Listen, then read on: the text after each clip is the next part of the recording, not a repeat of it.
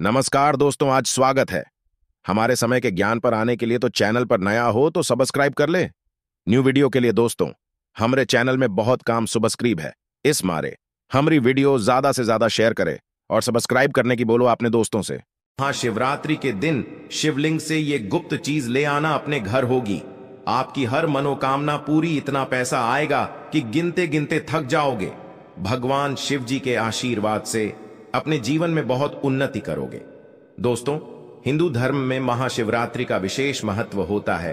फाल्गुन मास के कृष्ण पक्ष के चतुर्थी तिथि को महाशिवरात्रि का पर्व मनाया जाता है। दोस्तों, इस बार पंचांग के अनुसार फाल्गुन माह के कृष्ण पक्ष की चतुर्दशी तिथि की शुरुआत 8 मार्च रात में 9:47 से होगी। इस तिथि का समापन अगले दिन 9 मार्च शाम 6:17 पर होगा। महाशिवरात्रि व्रत के दिन भगवान शिव जी की उपासना निशिता काल में की जाती है, इसलिए महाशिवरात्रि व्रत इस साल 8 मार्च 2024 शुक्रवार के दिन रखा जाएगा। दोस्तों, महाशिवरात्रि का अर्थ होता क्या है? तो सबसे पहले तो आप ये जान लीजिए, महा का अर्थ होता है महान, शिवरात्रि का मतलब होता है शिव की रात्रि, अर्थात भगवान शिव जी की महान रात्रि महाशिवरात्रि इसलिए भी बेहद शुभ मानी जाती है। कहा जाता है कि इस दिन किसी भी व्यक्ति ने भगवान शिव जी की थोड़ी सी पूजा साधना क्रिया कर ली तो उस व्यक्ति के जीवन की सभी मनोकामनाएं पूर्ण हो जाती हैं, उस व्यक्ति के जीवन के हर कष्ट खत्म हो जाते हैं और उस व्यक्ति के जीवन में धन आना शुरू हो जाता है। दोस्तों, वीडियो आगे शुरू करें उससे पहले भगवान शिव जी के सच्चे भक्त वीडियो को एक लाइक अवश्य कर दें और कमेंट बॉक्स में हर हर महादेव अवश्य लिख दें, जिससे कि भगवान शिव जी का आशीर्वाद आपको सीधे प्राप्त हो सके। दोस्तों, आज की इस वीडियो में हम आपको बताएंगे कि महाशिवरात्रि के दिन आपको भगवान शिव जी के मंदिर जाकर के क्या क्या भगवान शिव जी को अर्पित करना और वहां से वापस क्या लेकर के आना है, ताकि आपके घर की गरीबी, दरिद्रता, परेशानी, कष्ट, दिक्कतें हमेशा के लिए खत्म हो जाएं। दूसरी तरफ आपके घर पर सुख, समृद्धि, यश, वैभव, ऐश्वर्य की आपको प्राप्ति हो, ध्यान रखिएगा। दोस्तों, महाशिवरात्रि का इंतजार हर व्यक्ति इसीलिए करता है ताकि उसको भगवान शिव जी का आशीर्वाद मिल सके।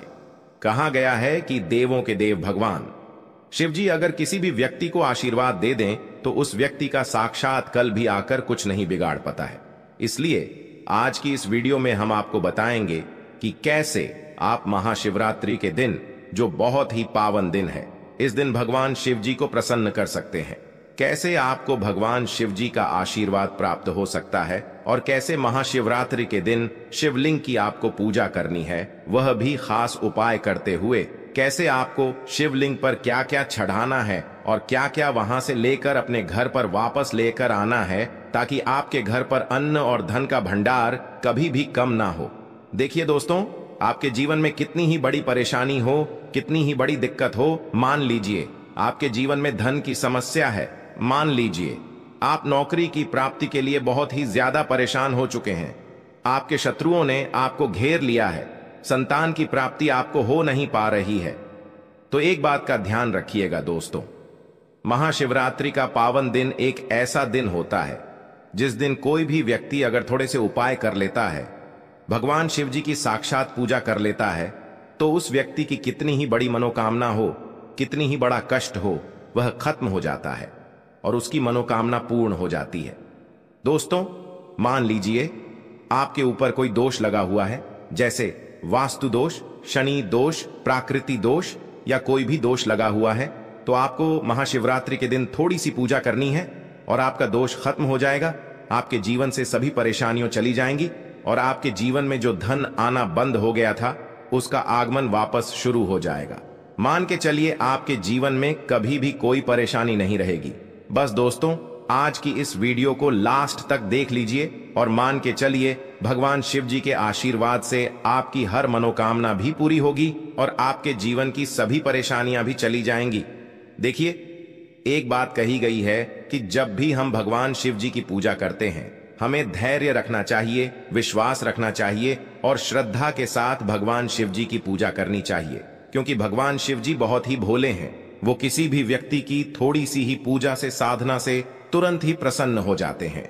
इसलिए दोस्तों, महाशिवरात्रि के दिन कुछ ऐसी चीजें हैं जो आपको अवश्य पता होनी चाहिए, क्योंकि महाशिवरात्रि के दिन अगर आप भगवान शिव जी के सामने पूजा करने जा रहे हैं तो मान के चलिए दोस्तों, आपने अगर कोई गलती कर दी तो भगवान शिव जी आपसे क्रोधित हो जाएंगे, और आपने सही तरीके से पूजा की होगी तो साक्षात आपको भगवान शिव जी उसी दिन आशीर्वाद दे देंगे, और उस दिन के बाद आपके जीवन में कभी कोई परेशानी नहीं आएगी।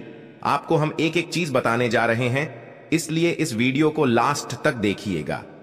सबसे पहले आपको भगवान शिव जी के मंदिर जाना होगा। ये जितने भी उपाय आपको बताए जाएंगे ये मंदिर के उपाय होंगे। देखिए, होता क्या है कि कई लोग हमसे पूछते हैं कि गुरुजी हमारे घर पर शिवलिंग है, क्या हम घर पर पूजा नहीं कर सकते हैं? तो इसका उत्तर है नहीं। देखिए दोस्तों, आपको मंदिर जाना पड़ेगा, क्योंकि मंदिर का जो शिवलिंग होता है और जो घर का शिवलिंग होता है इसमें बहुत ज्यादा फर्क होता है। जो मंदिर का शिवलिंग होता है दोस्तों, इसकी जो एनर्जी होती है वो आपके घर के शिवलिंग से करोड़ों गुना ज्यादा होती है। इसमें ऐसी सकारात्मक ऊर्जा होती है जिसके सामने अगर आप थोड़ी सी पूजा करते हैं तो तुरंत ही उसका फल आपको मिलता है और आपके जीवन की हर परेशानी चली जाती है। तो आपको जितने भी आज उपाय बताए जा रहे हैं आपके जीवन की परेशानी को खत्म करने के लिए, आपकी मनोकामना पूर्ति के लिए, उस उपाय के लिए तो आपको मंदिर जाना पड़ेगा। और महाशिवरात्रि का जो पर्व पड़ रहा है वह 8 मार्च दिन शुक्रवार को पड़ रहा है। तो ये दिन ऐसा है, इस दिन अगर आप मंदिर जाकर के भगवान शिव जी की पूजा आराधना कर रहे हैं तो मान के चलिए दोस्तों, आपके जीवन में कभी कष्ट आ ही नहीं सकता। पूरे साल आपके घर पर अन्न धन का भंडार बना रहेगा। तो आपको क्या क्या ले जाना है वो कहीं पर लिख लीजिए, क्योंकि दोस्तों अगर आपने एक भी गलती कर दी तो आपकी पूजा संपन्न मानी नहीं जाएगी।